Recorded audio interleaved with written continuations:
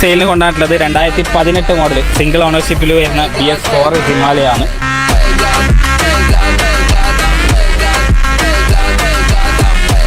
മുപ്പത്തി 7 കിലോമീറ്റർ മാത്രമേ ഓടിയിട്ടുള്ളൂ. Full company history ഉള്ള വണ്ടിയാണ്.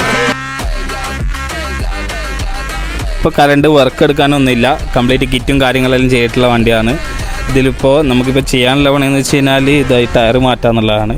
ടയറിന് ഏകദേശം 3000 രൂപേൻ്റെ അടുത്ത് വരുന്നുണ്ട്. ബാക്ക് ടയർ മാത്രം മാറ്റിയാൽ മതി. വേറെ കറണ്ട് വർക്കുകളൊന്നും എടുക്കാനില്ല. വണ്ടി പക്കാ നീറ്റാണ്, ഒരാൾ മാത്രം ഉപയോഗിച്ചിട്ടുള്ള വണ്ടിയാണ്.